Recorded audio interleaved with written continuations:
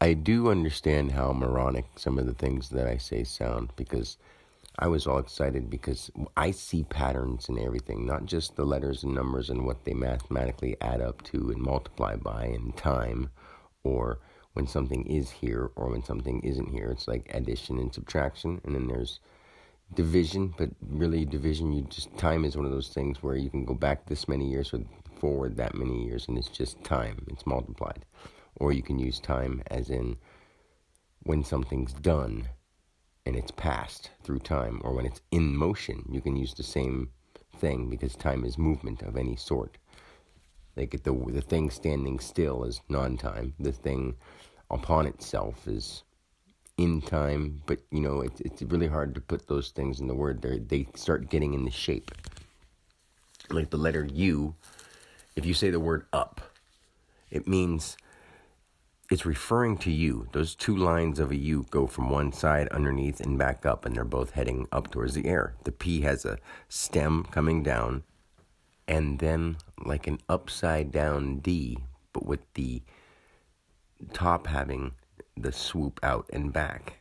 So it's indicating that you're referring to something in a place from the shape going down and then back up, both facing upwards, that stem coming from the center of that. That's where the reference point is, and you're up from it. That's where it's referring to, and that's why it's spelled with UP, because otherwise the word up sounds like like if you fell and you went and it landed and made it sound like you wouldn't go, it wouldn't be a U, and if it was a U, they'd put a U and an H, but usually that would be or I know it's like really hard to put these things in the word because we are sounds and we say so many specific, and actually we're quite awesome that we put our words into such great organized tones and organized word masses, because if you realize why I say English is a fantastic language, and all languages are fantastic, they all worked up to one universal sound, Angelish. And it's like Angelish just when we speak a language that everybody can talk, no matter what it is, but we speak from a place of wholeness, and it's holy, not in a way where it's like woo-woo spiritual holy, but we're holy coming from ourselves. We're being one as all things together and saying what we mean without lying and without being spiteful or without being rude and ignorant. And so the sounds like is a, and I guess is, but when you say a thing over there, you're speaking about it. And if you were falling from somewhere and you were going it would make more of a sound. So I mean, it really depends on the shape of the movement and sound and action and subject that you refer to. So that's what makes things the most difficult, because when I say I explain words in tense, there's some that are 3, like, see, I'm getting in that part again, with 3 being a backwards E where energy comes from, and they're in patterns of 3. Then there's patterns of 6, and there's patterns of 9. Then you can go into how you break down the letters and add double digits together, and you just, instead of adding 3 plus 13 for C and M, it would be 3 plus 1, 3, and it would be 7 instead of 6, because it moves into another tense of that word. Just how I said things move up from D-A-N to D-E-N to D-I-N to, there's D-E-A-N in there too. There's one of them like sharp keys on a keyboard, if that makes any sense, in the octave of music. But this is in the octave of sound, light, language, and all the different scales that we're doing at one time. So it's so difficult to put into words, but I can at least give a little tiny perspective of what I'm trying to get at, because it's something you have to see inside you. It's not just seeing, it's CE kind of see. That's why it's conscience, because it's inside you that you're going to see this. And when you put those two things together, you see them the right way. But you got to come from the right spot. Also, like not living from an ego. Like I don't remember even having an ego anymore, because there's nothing that I want. I'm just one with the world around me, and just answers and everything is just in my head.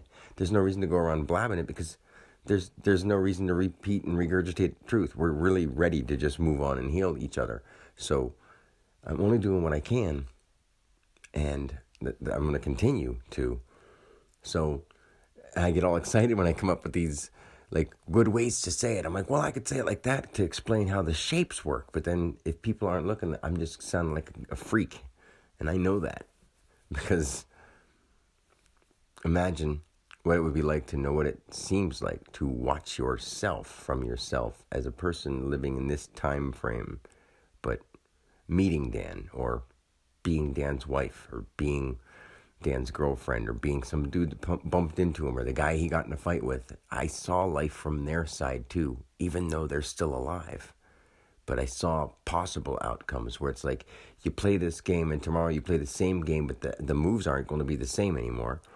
And you could try to purposely do certain things, and that's when deja vu happens, when you don't do it on purpose and it seems like you have done this before. Like, yeah, I did it from your spot and I've done it from my spot with a different outcome or a different way here, but we've all done these things. Just like, let me give you a really, I think, good example that will be pretty easy to compare to. Say when you were in fourth grade, you studied Jupiter and you knew all kinds of things about Jupiter, and your world, words literally put into you defined, like you knew a lot about Jupiter then.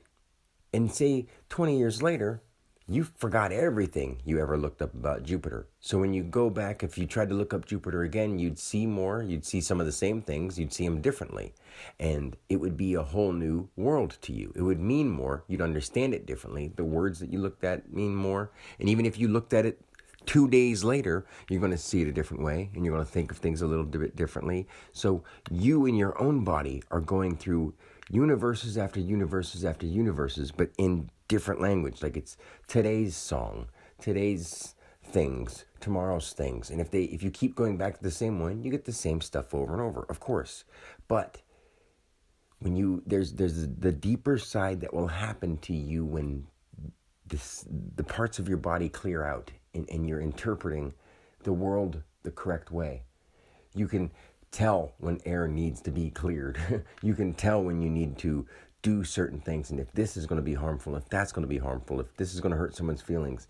But sometimes you have to be honest, especially when it comes to people's health, the safety of people, the safety of the environment, and just the honest truth. So when it comes to those things, it may seem harmful, but right now, it's going to take a little bit of breaking down to fix it. And it's okay, but just trying to do it as consciously and as caringly as possible is a task in itself. I'm going to leave this talk at that. So I love you guys. Peace. And I am definitely not a moron, but I know it sounds wild and crazy. I love life. I love my life. I love our life. I love it all. Peace.